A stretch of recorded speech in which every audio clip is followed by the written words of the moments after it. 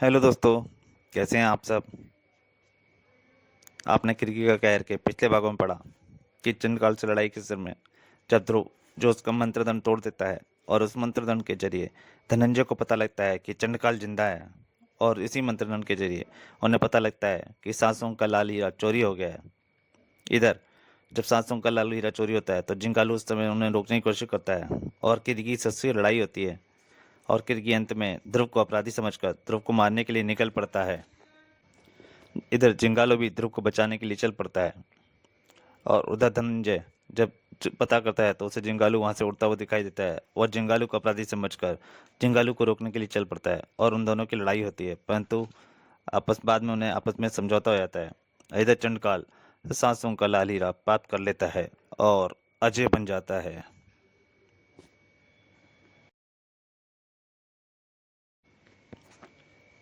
लाल हीरे की ऊर्जा निंजा किरगी को भी राजनगर तक खींच लाई थी। यह क्या हो रहा है? आश्चर्य, हवा में एक गुलाबी नकाबपोश निकल रहा है। मैं तो तुरंत चश्मे का नंबर बदलवाने जा रहा हूँ। मेरी योगी कुंभजिया मुझे यहाँ पे खींच लाई है, यानी लाल हीरा इसी नगरी में है। अगर मेरी शक्तियाँ पूरे जोर पर होती तो मैं हीरे का पता पल भर में लगा लेता, पर अब मुझे दूसरा रास्ता अपनाना होगा। मेरी बीवी एक ठीक ही कहती है, दारू मत पिया करो। मुझे हीरे का चोर ध्रुव को ढूंढना होगा। तुम ध्रुव हो? नहीं नहीं, छोड़ दो मुझे, कसम से मैं अब कभी दारू नहीं पीऊंगा। बता ध्रुव, मुझे कहाँ मिलेगा? ए मिस्टर, ये झगड़ा क्यों कर रहे हो? कौन हो तुम? अपना चेहरा मुझे दिखाओ। मुझे और क्रोध मत दिलाओ, मुझे ध्रुव चाहिए। मुझे और क्रोध मत दिलाओ, मुझे ध्रुव चाहिए, ध्रुव। राजनगर की पुलिस व्यवस्था पूरे देश के लिए एक मिसाल थी। मिनटों में पुलिस जीप ने किरकी को घेर लिया। चुपचाप हमारे साथ थाने चलो कापोश आतंकवादी, वरना जान से हाथ धो बैठोगे। मुझे आभास हो रहा है ये हथियारबंद लोग दुष्ट नहीं है, लेकिन फिर भी ये मेरा रास्ता रोक रहे हैं। इसलिए मैं इनको भयभीत अवश्य करूंगा, लेकिन जान से नहीं मारूंगा। और इनको भयभीत करने के लिए किरगी ने बस अपना खड़ग उठाया और आग इनके धुआं उगलते रक्तों को नष्ट कर देना काफी होगा। सब पुलिस की सारी जीपें धू धू करके जल उठी थीं। अब ये मेरा पीछा करने की हिम्मत नहीं करेंगे और मैं आराम से ध्रुव को ढूंढ। किरगी इतना ही कह पाया था कि तब तक ध्रुव वहां पहुंच चुका था। मेरा रास्ता छोड़ दे बालक, क्यों मेरे हाथ से मरना चाहता है? मैं मरना तो नहीं चाहता, पर तुम मुझे मारना जरूर चाहते हो। मेरा नाम ध्रुव है, पर तुम कौन हो? ध्रुव ने किरगी के बारे में सिर्फ सुना ही था, उसको देख नहीं पाया था, इसलिए पहचानने का सवाल ही नहीं था। तू ध्रुव है? बताओ, सांसों का लाल हीरा कहाँ है? इतना बोलते बोलते ही किरगी कैर ने किरगी ने अपनी खड़क से वार किया और ध्रुव की मोटरसाइकिल दो भागों में कट गई। हल्के से इसने तो हल्के से वार से मेरी मोटरसाइकिल को आलू की तरह काट डाला। और ये लाल हीरे के बारे में पूछ रहा है। यह सिर्फ एक ही आदमी हो सकता है, निंजा किरगी। पर ये क्यों समझ रहा है कि लाल हीरे के बारे में मुझे कुछ पता है? और किसी गुप्त स्थान पर, वाह वाह, किरगी आखिरकार राजनगर आ ही पहुंचा और ध्रुव से उलझ गया। अब खेल और मजेदार होता जा रहा है। अब मुझे अपनी साधना पूरी करने के लिए सिर्फ निंजा किरगी का सैकड़ों वर्ष उम्र वाली उम्र का शरीर चाहिए, और उसके बाद चंडकाल पृथ्वी पर नहीं सैकड़ों अन्य ग्रहों पर भी राज्य करेगा। अब जरा आगे का तमाशा भी देख लूं। अभी मैं तुम्हारे साथ खेल रहा हूँ दुष्ट। किरगी ध्रुव पर बुरी तरह हावी हो रखा था। ओह, हवा का तेज बवंडर! पर अगर तुमने मुझे जल्दी ही लाल हीरे के बारे में नहीं बताया तो मैं तुमको खत्म भी कर दूंगा। ओह, अब आग की लपटें! किरगी मजाक नहीं कर रहा है, यह मुझे सचमुच मार डालने पर उतारू है। पर मैं हीरे के बारे में कुछ नहीं जानता। ध्रुव बोल भी नहीं पाया था उससे पहले ही किरगी ने फिर वार कर दिया। झूठ मत बोल! अब मेरी बात सुनने को तैयार ही नहीं है, इसलिए मुझे इसको अपनी बात सुनाने के लिए मजबूर करना पड़ेगा। सबसे पहले इसका चमत्कारी खड़ग इसके हाथ से अलग करना पड़ेगा, और इसके लिए किरगी का ध्यान बटाना पड़ेगा। ध्रुव ने ऊपर देखा। और चिड़ियों को देखकर ध्रुव ने चहचहाया, ची ची ची ची करके। और जवाब भी तुरंत आया। अपने सैकड़ों वर्ष के जीवन में भी किरीकी का सामना ऐसे दुश्मन से कभी नहीं हुआ था। काफी सारी चिड़ियां एक साथ किरकी पर झपट पड़ी। हर बार में वह असावधान हो गया और ध्रुव ने खड़क को किरकी से हाथ से अलग कर दिया। और साथ ही साथ ध्रुव की एक जबरदस्त किक निंजा के शरीर पर आ पड़ी। परंतु आई, लगता है जैसे मैंने पैर किसी पत्थर पर दे मारा है। तुझमें कमाल का साहस है लड़के, वरना मुझ पर हमला करने का साहस तो राक्षसों में भी नहीं था। अब मैं तुझे लाल हीरे का पता बताने के लिए 10 क्षणों का समय देता हूँ। 10 क्षणों बाद योगी शिकंजा तेरे प्राण ले लेगा। और एक शिकंजा ध्रुव के ऊपर पूरी तरह से कस गया था। इसकी यौगिक शक्तियों का तो कोई अंत ही नहीं है। निंजा बहुत शक्तिशाली है। इसको हराने के लिए मुझे अपना सारा दिमाग लगाना होगा। इसकी सारी शक्तियाँ योग से पाई गई शक्तियाँ हैं और योग का दुश्मन होता है नशा। और निंजा को नशा कराने के लिए मेरी बेल्ट में एक बहुत अच्छी चीज़ है, नर्व गैस कैप्सूल। कैप्सूल के फूटते ही नर्व गैस ने निंजा को ढक लिया।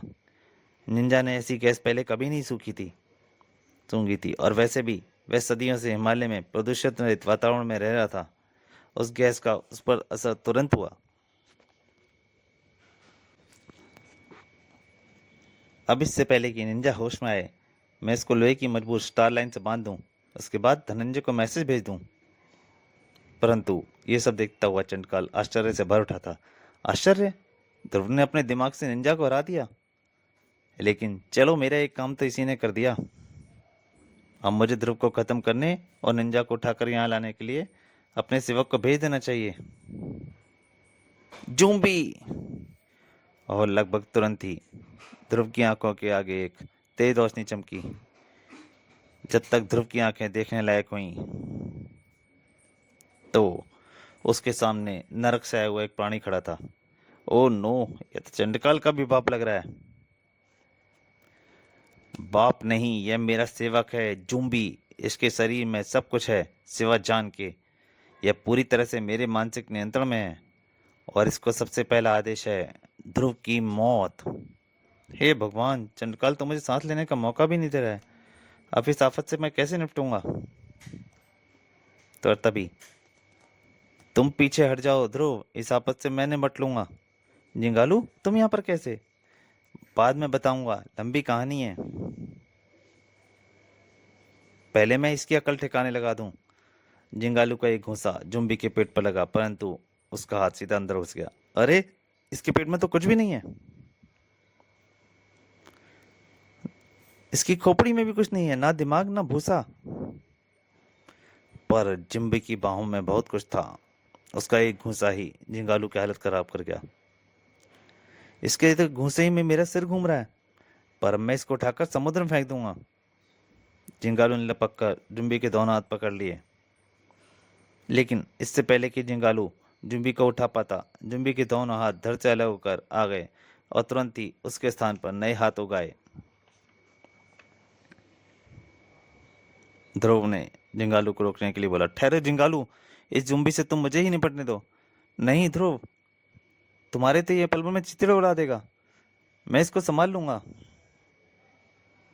इस बार मैं इसकी गर्दन को ही धड़ से उखाड़ देता हूँ, फिर इसका खेल खत्म। परंतु तभी जुम्बी की आंखों से सांप लपलपाए और उनके भयंकर विष से भरे दांत जिंगालू की कलाई में घस गए। जिंगालू के मुंह से एक चीख निकली, आ! और जहर ने तुरंत अपना असर दिखाया।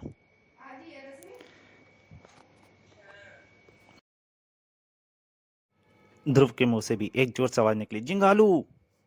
ओह, ये तो बेहोश हो गया। और अब जुम्बी मेरी तरफ बढ़ रहा है। इस जादुई जीव को ताकत से नहीं हराया जा सकता, दिमाग का इस्तेमाल करना पड़ेगा।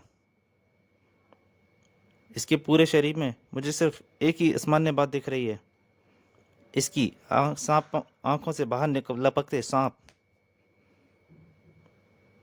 चंडकाल ने कहा था कि वह जुम्बी को अपने मानसिक तरंगों से कंट्रोल कर रहा है और शायद ये सांप उन तरंगों को ग्रहण करने के लिए एंटीने का काम कर रहे हैं। इनको नष्ट करना होगा और इसके लिए सबसे पहला काम इसको असंतुलित करके नीचे गिराना है। टेढ़े मेढ़े से तरीके से भागते ध्रुव को पकड़ने के चक्कर में जुम्बी असंतुलित होकर सचमुच नीचे आ गिरा। धड़ाम। अब सांपों की बारी है। मुझे बहुत सतर्क रहना पड़ेगा। ये सांप भयंकर विषयुक्त हैं। दोनों सांप ध्रुव की तरफ लपके,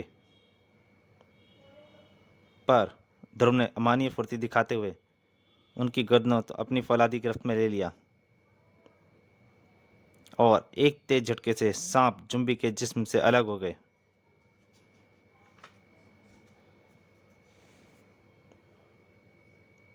हमेशा की तरह ध्रुव का सोचना सही था। सांपों से अलग होते ही जुम्बी का संपर्क चंडकाल से टूट गया और बिना दिमाग का जुम्बी पागलों की तरह इधर उधर घूमने लगा। कौड़ी बहुत दूर की थी, पर मेरा सोचना सही निकला। जुम्बी को मैंने असहाय तो कर दिया है, अब इसे नष्ट करना बाकी है। ध्रुव अपनी मोटरसाइकिल की तरफ लपका और ध्रुव ने आश्चर्य तक दिखाते हुए मोटरसाइकिल को पेट्रोल टैंक उखाड़ लिया। धनंजय अब तक आया क्यों नहीं? और एक छपाके से जुम्बी पेट्रोल से नहा गया। अब एक चिंगारी ही काम करने को बहुत थी। ध्रुव ने उसको जला दिया था। ये क्या हो रहा है? मैं बेहोश कैसे हो गया था? और मुझे बांधा किसने? अब तक किरीकी को भी होश आ रहा था, पर ध्रुव के लिए यह मुसीबतों का अंत नहीं था। जिंगालू के बदन से मैं विष फैल रहा था और धनंजय अब तक आ नहीं पाया था और निंजा किरकी वापस होश में आ रहा था। ओ, अब तो तू ही रक्षा करना भगवान। ध्रुव भी एक तरह से हताश हो चुका था, पर किस्मत भी अच्छे लोगों का ही साथ देती है। इस बार किरगी निंजा का ध्यान ध्रुव पर नहीं कहीं और था। यह तो जुम्बी है, चंडकाल का सबसे खतरनाक सेवक। यानी चंडकाल अभी तक जिंदा है। तब तो सांसों का लारीला अवश्य उसी ने चुराया है, पर अब वह मेरे खड़क की धार से अपनी गर्दन नहीं बचा पाएगा। खड़क, मुझे चंडकाल तक पहुंचा। किरगी का इतना कहना था कि खड़क एक दिशा में चल पड़ा और किरगी उसके पीछे पीछे। परंतु दूर कहीं ध्रुव ने जुम्बी को मार डाला। यकीन नहीं होता। अगर कहीं यह मेरे युग में पैदा हो गया होता तो राक्षसों का सफाया और जल्दी हो जाता। पर अभी तो मुझे किरगी पर ध्यान देना है, जो होश में आकर मेरी ओर बढ़ रहा है। और दूसरी तरफ धनंजय आ पहुंचा। धनंजय, मुझे आने में देर तो नहीं हुई ना? थोड़ी सी हो गई, पर इस वक्त तो तुम किरगी को रोको। उसने चंडकाल के बारे में पता चल गया है। उसको ढूंढने के चक्कर में वादा शहर तबाह कर देगा। मैंने जिंगालू के लिए एम्बुलेंस मंगाई है, मैं उसी का इंतजार कर रहा हूँ। ठीक है ध्रुव, मैं किरगी को रोक कर समझाता हूँ। उसके बाद हम सब मिलकर चंडकाल को ढूंढेंगे। चंडकाल की तलाश में आगे बढ़ रहा किरगी एक अदृश्य दीवार से टकरा कर रुक गया। यह क्या है? मैं आगे क्यों नहीं बढ़ पा रहा हूँ?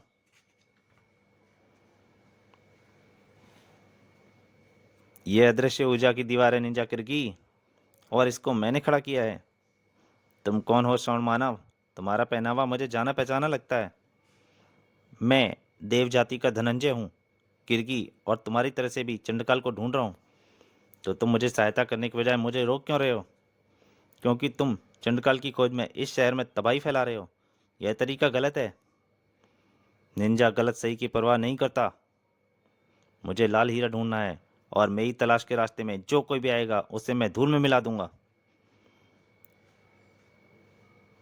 अगर तुम आए तो तुमको भी, कहकर निंजा ने धनंजय की दीवार पर वार किया और उसका ऊर्जा दीवार। अरे, इसने ऊर्जा दीवार को अपने कड़क से काट डाला। असंभव। मैं तुमको आगे नहीं जाने दूंगा किरगी। तुम स्वर्ण के बंधन से नहीं छूट सकते। निंजा किरगी को अपने कार्य पूरा करने से यमराज भी नहीं रोक सकते। तुमने मेरा स्वर्ण पाश काट डाला। ऐसा नहीं हो सकता। पर कोई बात नहीं, मेरा स्वर्ण पाश अपने आप जुड़ भी जाता है। ऐसा ही होगा देव धनंजय, और फिर कह रहा हूं कि मेरा रास्ता छोड़ दो। धनंजय पर इस तरह के वार असर नहीं करते किरगी। तो मेरे यौगिक हथौड़े का वार झेलो देव, यह तुमको एक ही बार में कुचल देगा। यह मेरे रक्षा कवच के पार नहीं जा सकता किरगी, मेरे कवच को कोई भी हत्यार भेद नहीं सकता।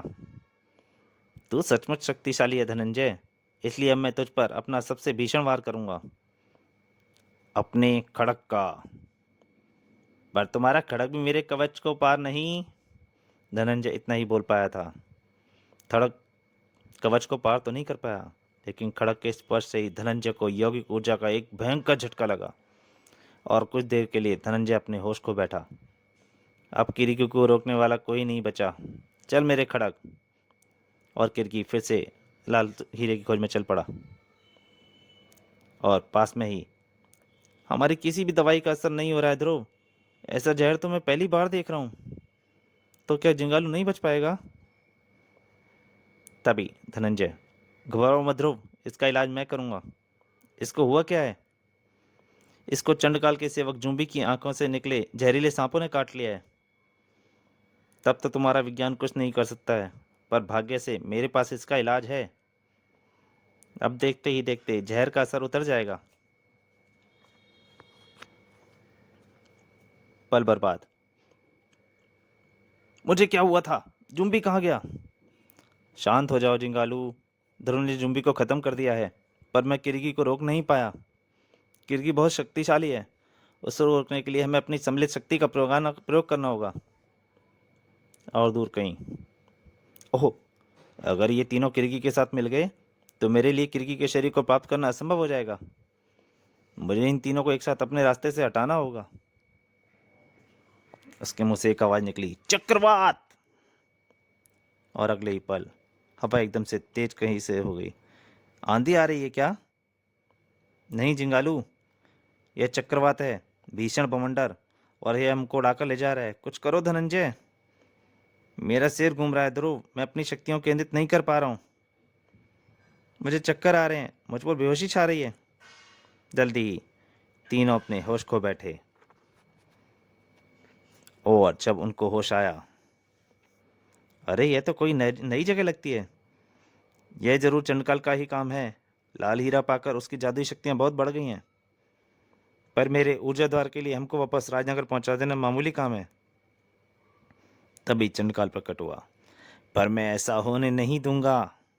चंडकाल, चंडकाल, तुम हमें रोक नहीं सकते।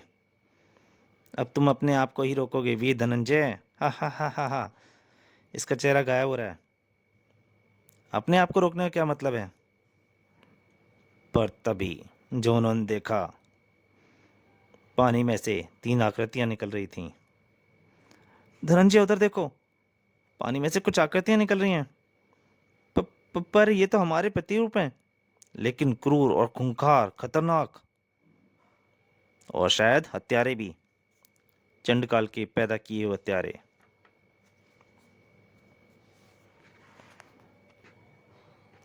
दूसरी तरफ किरकी का कहर राजनगर पर बरस रहा था। यही है हफत का परकाला सर, इस पर वार्निंग शॉट दागो। गोला दगा पर निशाना सीधा किरकी के शरीर पर जा लगा। मैंने वार्निंग शॉट दागने को कहा था मूर्ख, इस पर निशाना साधने के लिए नहीं। सॉरी सर, इसको देखकर मेरा हाथ डर के मारे कांप गया। पर इसको तो कुछ भी नहीं हुआ सर, इम्पॉसिबल। अगली पल क्रोधित किरीगी का खड़क दहक उठा और टैंक एक धमाके के साथ टुकड़े टुकड़े हो गया। ये मूर्ख मेरा बहुमूल्य समय बर्बाद कर रहे हैं। मुझे अपनी योगी शक्ति का प्रयोग करके इन सबको यहाँ से भेज देना दूर चाहिए। किरीगी ने अपने ध्यान केंद्रित किया और अगली पल आसपास का पूरा इलाका खाली हो गया। शाबाश किरगी, तुमने पिछले कुछ वर्षों, पिछले सालों में महान योगी शक्तियां प्राप्त कर ली हैं। तो दोस्तों, कौन पहुंचा था किरगी के पास? ये किसकी आवाज़ थी? क्या ध्रुव, धनंजय और जिंगालू अपने अपने प्रतिरूपों से सामना कर पाएंगे? क्या वो किसी तरह से चंडकाल का किरगी की मदद करने आ पाएंगे और चंडकाल को रोक पाएंगे? इन सब सवालों का जवाब आपको मिलेगा इसके अगले और अंतिम अंक में। तब तक के लिए नमस्कार।